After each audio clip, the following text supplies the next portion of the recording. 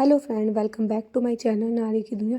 ये मेरा 2 जनवरी का स्टडी व्लॉग है और मेरे दिन की शुरुआत किचन के साथ होती है। हर हाउस वाइफ की तरह मेरे भी दिन की शुरुआत किचन के साथ होती है। यहाँ मैं अपने हस्बैंड के लिए ब्रेकफास्ट और लंच बना रही हूँ। करंटली मैं KVS PRT की तैयारी कर रही हूँ। कल तो मैं DT+D PRT की दी थी, लेकिन देखो आपको ही पता है दिल्ली में फरवरी में इलेक्शन है और जनवरी में आचार संहिता लग जाएगी, तो पेपर होने की पॉसिबिलिटी आने वाले 6 महीने तक नहीं है। तो वैसे मेरा मोर देन 50% से ज़्यादा सिलेबस DT+B के लिए कंप्लीट है। तो लेकिन जब थोड़ा थोड़ा मैं DT+B के लिए भी पढ़ती रहूँगी साथ में, लेकिन मेरा मेन फोकस KVS पे है। और KVS के लिए मुझे बहुत ऐसा नहीं है, बहुत ज़्यादा तैयारी करनी है, नोट्स बनाने हैं। मेरे सब नोट्स तैयार है, सब कुछ तैयार है, बट सिर्फ और सिर्फ मुझे रिविज़न करना है। मुझे सिर्फ और सिर्फ DT+B के लिए KVS के लिए सिर्फ और सिर्फ रिविज़न करना है।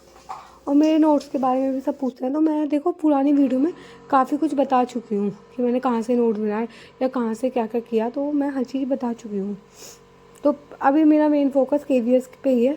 तो आप भी अगर DT+B की तैयारी कर रहे हो तो आप अभी DT+B को साइड में रख सकते हो, क्योंकि देखो DT+B की वैकेंसी आना अभी मतलब मुझे लगता नहीं कि पॉसिबल है, आने को आ जाए।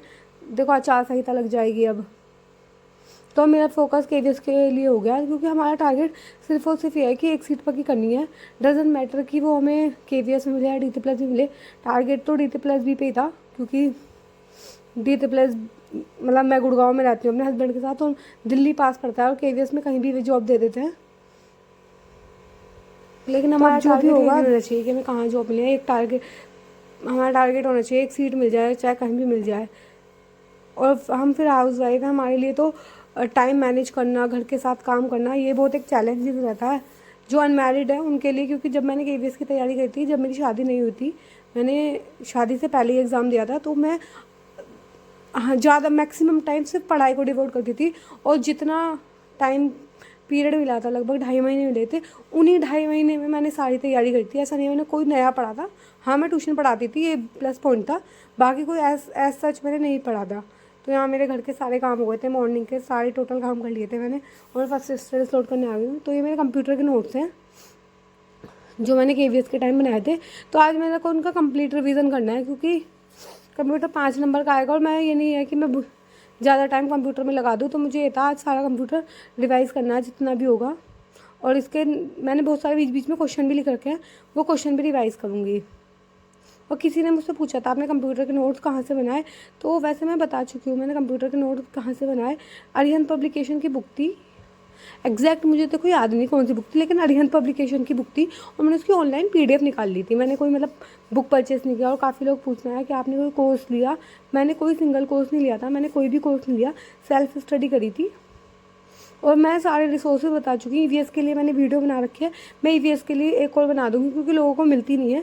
जब मैंने बनाई थी मेरे नंबर ऑफ़ सब्सक्राइबर काफ़ी कम थे, अब थोड़े बढ़ गए हैं, लोग KVS के लिए पढ़ भी रहे हैं। तो मैं एक बार EVS के लिए वीडियो बना दूँगी, मैंने कहाँ से सारी चीज़ें पढ़ी थी, तो आप भी पढ़ सकते हो। और मेरा मानना ये है कि कोई भी एग्ज़ाम क्रैक करना है, हमें सिलेबस तो कंप्लीट करना ही है। सिलेबस कंप्लीट करने के साथ साथ सबसे ज़्यादा जो इम्पोर्टेंट है ना, वो टेस्ट लगाना है। उसका सबसे बड़ा रीज़न है कि टेस्ट लगाने से हमें टाइम मैनेजमेंट पता चलता है। टेस्ट लगाने से हमें ये पता चलता है कि हाँ, इस तरीके के क्वेश्चनों में मिस्टेक हो जाते हैं, तो इस तरीके के क्वेश्चनों की प्रैक्टिस करनी है। लेकिन जब तैयारी करते रहते हैं हमें पता नहीं चलता हमें कौन सी चीज़ याद है और कौन सी चीज़ नहीं याद है। तो यहाँ मैंने सॉफ्टवेयर के बारे में पढ़ा था, एप्लीकेशन सॉफ्टवेयर, सिस्टम सॉफ्टवेयर। ये आज मैंने सारे सॉफ्टवेयर के बारे में कंप्लीट किया। इवन मैंने आज सारा ही कंप्लीट किया। मुझे इसमें कंप्यूटर पढ़ने में काफ़ी टाइम लगा, क्योंकि कंप्यूटर मेरा सब्जेक्ट नहीं हो। मैं पहली बार ही कंप्यूटर KVS के टाइम पढ़ा था, और KVS के बाद से कॉपी बंद है। बस अभी मैंने जब सोचा है कि हाँ KVS की भी तैयारी करूँगी, जब भी खोली है, तो सारी चीज़ एक तरीके से मेरे लिए नहीं है। तो भी जितने भी सारी चीज़ें थी वो मैंने रिवाइज़ कर ली। जैसे मैंने कहा सिस्टम सॉफ्टवेयर, एप्लीकेशन सॉफ्टवेयर और प्रोग्रामिंग सॉफ्टवेयर, और जिनके क्वेश्चन होता है ना, मैंने इस कॉपी में अपने क्वेश्चन भी लिखे हुए थे, वो भी लिख दिया। और जो जो मुझे लगता है कि हाँ मुझे नोट डाउन करना चाहिए रफ में, तो मैं साथ में नोट डाउन करती रहती हूँ। जैसे उबंटू ऑपरेटिंग सिस्टम है, फायरफॉक्स ब्राउज़र है, तो इस तरह के क्वेश्चन आता है तो थोड़ा सा मैं लिख लेती हूँ, क्योंकि ना मुझे ना पर्सनली लिख के जल्दी से चीज़ें याद हो जाती हैं। और कॉपी में लिखे रहते, तो देखो मेरे नोट्स किसने कहा था अपने नोट्स प्रोवाइड करा दो, देखो मेरे नोट्स ना मेरे अकॉर्डिंग बने हुए हैं, वो कहीं से भी कुछ भी बना हुआ है, ऐसा नहीं है कि मैंने बहुत अच्छे से नोट्स प्रिपेयर किया है। मैंने जो मुझे ठीक लगा मैंने नोट डाउन कर दिया। फिर ये मेरा सारा कंप्यूटर रिवीजन हो गया था। फिर मैं सेकंड स्टडीज लोड कर रही हूँ। और यहाँ पे मैं ना NIOS का मैं ब्लॉक मेरा चल रहा था, तो मैं मतलब D++ भी तो देना ही है, तो मैंने कहा NIOS का ब्लॉक भी करते हैं, ऐसा नहीं है मैं बीच में D++ को छोड़ दूँगी। तो मैं NIOS की यूनिट 500 ब्लॉक 501 की यूनिट 4 करी हूँ। और इसमें ना NEP के बारे में था, मतलब 1968 की पॉलिसी और 86 की पॉलिसी, तो वो मैंने KVS के टाइम पे पढ़ रखी है और पहले भी पढ़ रखी थी, तो वो मैंने नोट डाउन नहीं करी NEP के बारे में, तो इसमें नहीं था, तो मैंने NEP भी थोड़ा सा पढ़ा, RT एक्ट था, तो जो जो चीज़ें मुझे पहले से पता थी वो मैंने नोट डाउन नहीं करी। यशपाल कमेटी दे रखी थी, इसमें मैंने यशपाल कमेटी लिखी। उसका रीज़न ये था कि यशपाल कमेटी मुझे इतने अच्छे से नहीं पता थी, तो यशपाल कमेटी मैंने लिखी। तो मैं भी आप सबसे कहूँगी, जैसे जो भी रिसोर्सेज है आप किसी भी टीचर को फॉलो कर रहे हो तो वहाँ से खुद से नोट्स बनाओ। अपने नोट्स बनाने से ना हमें चीज़ें जल्दी से याद हो जाती है, किसी और के नोट्स ना उसके कंफर्ट जोन पे जाके बने। जैसे मैंने बहुत सारे EVS की चीज़ों में साइंस की बातें नहीं लिख रखी क्योंकि वो मुझे शायद पता है, इसलिए। तो आप भी मेरा यही सजेशन दूँगी कि जो अपने नोट्स बना रहे हो ना, जो भी नोट्स बना रहे हो अपने उससे बनाओ। आप ये सोचो कहीं से नोट्स मिल जाए, कहीं से कुछ हो जाए, देखो किसी और के नोट से किसी का भला नहीं होता। तो आपको अपने ही कैसे भी बनाओ, कहीं से भी किसी भी टीचर से बनाओ। मेरे से पूछते भी हैं आपने कोई बैच परचेज़ किया था, तो देखो मैंने कोई भी बैच परचेज़ नहीं किया था KVS के लिए, और D++ के लिए भी मैंने कोई पैडागोजी के लिए कोई भी कोर्स परचेज़ नहीं किया है। मैंने सिर्फ और सिर्फ मैथ के लिए परचेज़ कर रखा है। उसका रीज़न ये है क्योंकि मैथ में मुझे थोड़ी सी एडवांस चाहिए था, लेकिन अब मैथ के मेरे काफ़ी टॉपिक कंप्लीट हो गए हैं।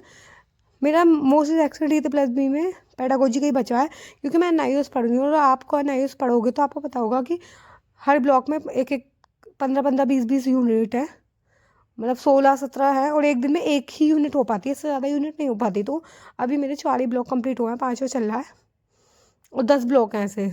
तो जितने भी कोशिश तो मेरी ये है कि फरवरी तक या तक मैक्सिमम हो जाए, क्योंकि अभी मेरा फोकस KVS पे हो गया है। अभी मैं रिसेंट में सोचूँ KVS का सारा रिवीजन करके कोई टेस्ट भी लगाऊंगी, मैं उसके मार्क्स भी आपसे शेयर करूँगी। आप भी बताना आपके कितने मार्क्स बनने हैं। और KVS के लिए लोग काफ़ी सारे क्वेश्चन आते हैं कि KVS के लिए एज कितनी है, तो देखो KVS के लिए मेल की एज 30 है, लेकिन मैंने देखा था किसी ने मुझसे पूछा था कि एज बता दो, तो फीमेल के लिए 40 एज है। तो आज की वीडियो में इतना ही। अगर आपको वीडियो पसंद आई है तो वीडियो को लाइक करना, वीडियो को